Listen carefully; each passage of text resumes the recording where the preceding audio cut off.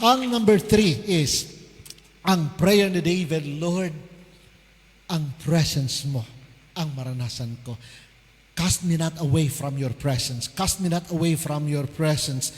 Or sa ibang translation, in verse 11, do not cast me away from your presence.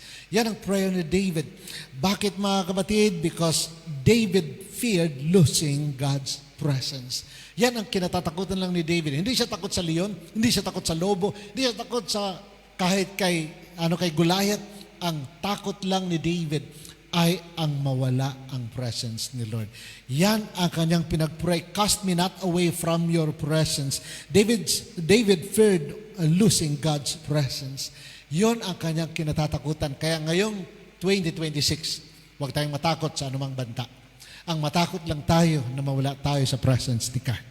Lord, take me not, or do not cast me away from your presence. Kasi nakita ni David kung paano ang Spirit ni God umalis kay Saul. Nakita ni David na wala na ang Spirit ni God kay Saul. Kaya naman kailangan niyang tumugtog. Sa magitan ng kanyang pagtugtog ng harp, ay doon na may minister si Saul because Saul lost the Spirit of God in 1 Samuel chapter 16 verse 14. Mga kapatid, presence is more than performance. Kaya kahit tayo ay successful pero without the presence of God, nothing pa rin.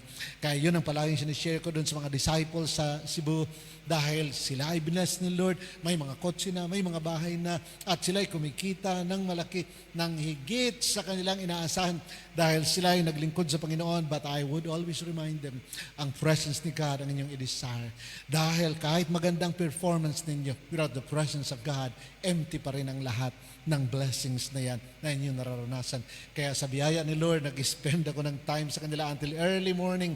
Kaya halos din ako may mga cell group din ako makashare halos sa mga cell group. Dahil nga, inaabot ako ng madaling araw doon. Kung mag-share pa ako ng cell group, ay lasing na ako na nagsishare sa inyo. Baka makatulog pa ako na nagsishare sa inyo. Kaya meron pa activities the following day. Kaya sa biyaya ng Panginoon naman, ang Lord ang nag-sustain. Basta nasa presence tayo ni God, sustained sa grace ni God. Halos bago ako pumunta rito, ay walang tulugan yun dahil nagmi-minister doon, takbo dito, may nagpapapray ng business dito, may punta doon, tapos kasalan, takbo doon, tapos dire-diretso sa biyaya ni God. At mga kapatid, ang presence ni Lord kayang isustain tayo. Kaya what I'm sharing is an experience. Basta lang ang presence ni Lord nasa atin, He can sustain us.